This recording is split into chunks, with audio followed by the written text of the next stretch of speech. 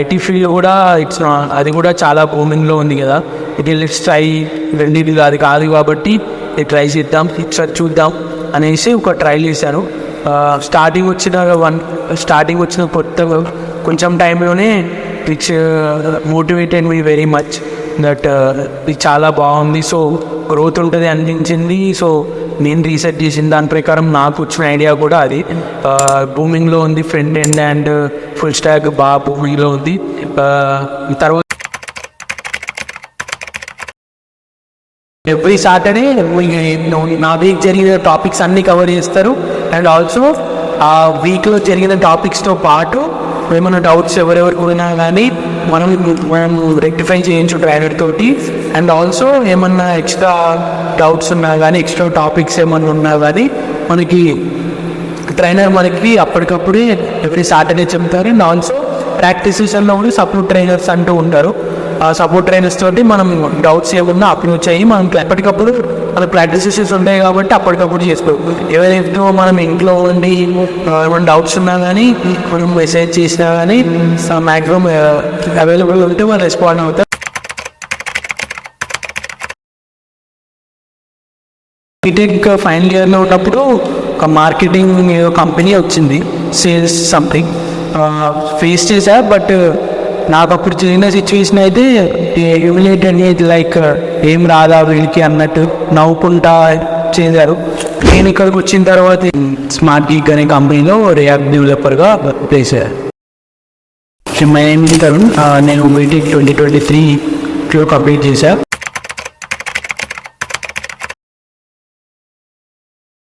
Instagram scroll చేస్తున్నప్పుడు కొన్ని channels like చూశాను వచ్చిన రివ్యూస్. సో దాని ద్వారా నార్మల్ అప్రోచ్ అవుదామని చూసా. కాల్ వచ్చింది, కాల్ మాట్లాడాను. తర్వాత ఇన్స్టిట్యూట్ ఎక్కడుందో లొకేషన్ చూసుకొని ఇచ్చి చూశాను. లైక్ ఇంటర్న్షిప్ ప్రొవైడ్ అని ఇవన్నీ చూసి కొద్దిగా ఇంటర్న్షిప్కి కొద్దిగా ఫీల్ బాగా వచ్చింది. లైక్ వేరే ఇన్స్టిట్యూట్తో పోలిస్తే డిఫరెంట్గా ఉంది కదా అనిపించి ఫస్ట్ అప్రోచ్ డైరెక్ట్ ఆఫ్లైన్ వచ్చి అప్రోచ్ అయింది అయితే 10K కోడ్ వస్తాయి. డైరెక్ట్ వచ్చిన తర్వాత బ్రీఫ్ కానీ చెప్పిన ప్రోగ్రామ్ ఎలా ఉంటుంది, కరికులం ఇవన్నీ చూసిన తర్వాత ఓకే మార్కెట్లో ఉన్న వాల్యూ ఇదా వీటికి, సో అన్నీ మనం తెలుసుకున్న తర్వాత I thought it's a good thing join అవుదాం అనిపించింది.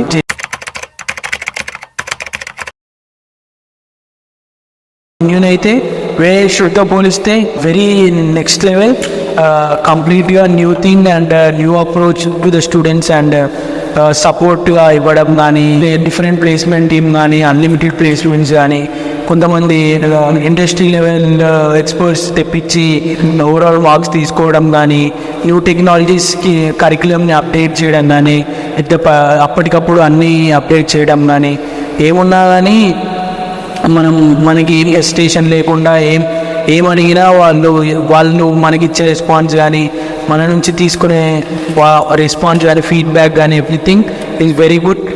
బట్ 10,000 కోర్స్ ఇన్స్టిట్యూట్ వాళ్ళు ఏంటి అని అంటే వాళ్ళు కంపెనీస్ని అప్రోచ్ అయ్యి వాళ్ళకి ఏ రిక్వైర్మెంట్ తెలుసుకొని వాళ్ళు ఇక్కడ మనకి ఆ టెక్నాలజీస్ ఫ్రీ మంత్కి కానీ కొత్త టెక్నాలజీస్ నేను జాయిన్ అయినప్పుడు ఓన్లీ ఫ్రంట్ ఎండ్ వరకు అని అనుకునే చెప్పారు. బట్ మా కోర్స్ అయిపోయేటప్పటికి companies are asking for back end also and database అన్నారు కాబట్టి అది కూడా ఇంప్లిమెంట్ చేశారు on that exam and particular time. So అప్పటికప్పుడు కరికులం చేంజ్ చేయడం కానీ, కరికులంని అప్డేట్ చేయడం వల్ల what are the companies requirement తోటి ఇన్స్టిట్యూట్ చేంజ్ అవ్వడం వల్ల it helps the students so that మనకి తొందరగా ప్లేస్మెంట్ వచ్చే ఛాన్సెస్ పెరుగుతుంది.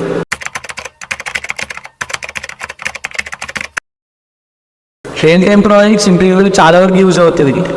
వాళ్ళు మన ఎక్స్ప్లెనేషన్ కానీ ఏమేమి యాడ్ చేశారు అవన్నీ మనం ఓన్గా చేయడం వల్ల మనకి రియల్ టైం ఎక్స్పీరియన్స్ వస్తుంది, నాలెడ్జ్ వస్తుంది. అండ్ ఆల్సో ఏమేమైతే మనం ఇంప్లిమెంట్ చేస్తున్నామో అది మనం ఓన్గా చేసి ఉంటాం కాబట్టి ఎవ్రీ పర్టికులర్ లైన్ మనకు కొద్దిగా ఐడియా ఉంటుంది. సో దట్ మనం ఇంటర్వ్యూస్లో ప్రాజెక్ట్ ఎక్స్ప్లెనేషన్ అడిగినా కానీ మన ఓన్ వర్డ్స్లో కానీ దాన్ని మనం చాలా ఈజీగా ఎక్స్ప్లెయిన్ చేయగలుగుతాం.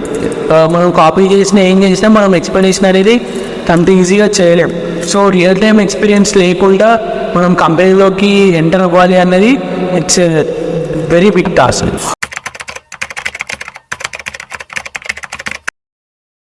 మాక్ ఇంటర్వ్యూస్ స్టార్టింగ్లో అయితే చాలా భయం వేసేది.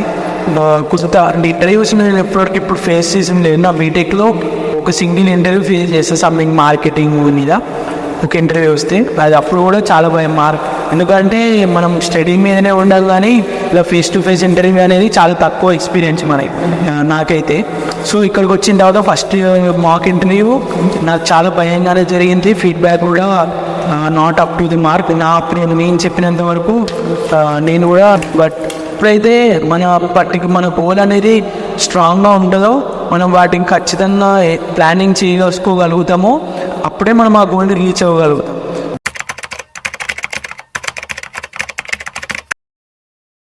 $10,000 కోడర్స్ ప్లేస్మెంట్ అనే వర్డ్ని ప్రూవ్ చేసుకున్నారా లేదా అంటే ఖచ్చితంగా ప్రూవ్ చేశారు. ఇప్పటి వరకు వేరే ఇన్స్టిట్యూట్ ఏదైనా కానీ వీక్లీ ఒక డ్రైవ్ కానీ ఒక ప్లేస్మెంట్ని ప్రొవైడ్ చేస్తుందా లేదా అంటే మ్యాక్సిమం నాకు తెలిసి ఉన్నాయి. ఇప్పుడు ఏదైనా కానీ ఎవ్రీ వీక్ ఒక డ్రైవ్ అటెండ్ చేయడం కాదు కదా, 1 monthలో ఒక డ్రైవ్ ప్లేస్మెంట్ ప్రొవైడ్ చేయడం కూడా చాలా కష్టమైపోయింది. వేరే ఇన్స్టిట్యూట్స్ అయితే ప్లేస్మెంట్ ప్రొవైడ్ చేయడం కూడా స్టాప్ చేశాయి. ఎందుకు 10,000 కోడర్స్ వాళ్ళు అయితే ఎట్లాంటి సిచ్యువేషన్ ఉన్నా కానీ వాళ్ళు ఇచ్చిన ప్లేస్మెంట్ మాత్రం ఫస్ట్ నేను ఓవరాల్గా క్లియర్ చేసిన విత్ ఇన్ నెక్స్ట్ 2 weeksలోనే ఆల్మోస్ట్ 2 to 3 ఇంటర్వ్యూస్ అటెండ్ అయ్యాను. వీక్స్ నేను almost 2 offline interviews and 1 or 2 online interviews అయితే అటెండ్ అయ్యా. అండ్ ఆఫ్లైన్ ఇంటర్వ్యూలో 3rd one నేను క్రాక్ చేసాను. ఎన్ని కంపెనీస్ ఉంటే అందరినీ ప్లేస్మెంట్కి పంపిస్తూనే ఉంటారు అంటిల్ దే ఆర్ ప్లేస్. మెయిన్గా ఈ కాలంలో అయితే ఎవ్రీవన్ ఈస్ టెలింగ్ 100% ప్లేస్మెంట్ అది ఇది అని. బట్ మన ఎఫర్ట్ లేనిది ఏ ఇన్స్టిట్యూట్ కూడా 100% ప్లేస్మెంట్ అనేది మనకి ఇవ్వలేదు. మన efforts is the most matter. వాళ్ళు ఎంత పెడుతున్నారో మనం కూడా దానికి ఈక్వల్ టు మనం ఎఫర్ట్స్ పెడితేనే మనం అది అచీవ్ చేయగలుగుతాం. ఫస్ట్ ఏంటంటే మా మదర్ ఫాదర్కి కాల్ చేసి చెప్పా. ఎందుకంటే ముందుడే అక్కడ ఇంటర్వ్యూలో హాస్టల్లో వాళ్ళైతే లీవ్ ఫర్ ది డే అన్నారు. వేరే వాళ్ళకైతే ఆన్సర్ అప్పటికప్పుడు చెప్పేశారు యూఆర్ సెలెక్టెడ్ అని. బట్ నా ప్రొఫైల్ మాత్రం హోల్డ్లో పెట్టారు. సో నాకు తెలియదు, సో ఆయన సెలెక్ట్ అవుతానా లేదా అన్న థాట్లో ఉండి. బట్ నెక్స్ట్ డే నాకైతే 11:30కి నాకు మెయిల్ వచ్చింది. అది 12 o'clockకి చూసా. సో ఆ మెయిల్ చూడంగానే ఐఎమ్ వెరీ హ్యాపీ దట్ ఇన్ని మంత్స్ పట్ట కష్టానికి ఫుల్ఫిల్ అయింది మా గోల్ అనేసి. I'm very happy. నేను చేసే మిస్టేక్స్ అంటే ఆల్మోస్ట్ నేనంటూ పర్టికులర్ ప్లాన్ ప్రాపర్గా ఫాలో అయ్యానని అనుకుంటా. మిస్టేక్స్ ఎవరైనా చేశారంటే స్టార్టింగ్ ఉన్నప్పుడు ఖాళీ ఉన్న టైంలో రిలాక్స్ అవ్వే బదులు కొద్దిగా నెక్స్ట్ జరిగే క్లాసెస్ మీద కొద్దిగా ఫోకస్ చేసి ఉంటే ఇంకా ముందే పర్ఫామ్ చేయగలుగుతుంటేనేమో. సో ఇంకా మిస్టేక్స్ అంటే పేపర్ ప్రాక్టీస్ ప్రాబ్లమ్స్ చాలా తక్కువ. కంపెనీకి వెళ్ళినప్పుడు కంపెనీకి స్టార్ట్ అయ్యే ఒక 2-3 weeks ముందు పేపర్ ప్రాక్టీస్ బాగా చేయండి అని మాకు చెప్పారు. సో ఆ ముందు నుంచి చేసి ఉంటే ఇంకా కొద్దిగా బెటర్ పర్ఫార్మెన్స్ ఉండేది మై సైడ్.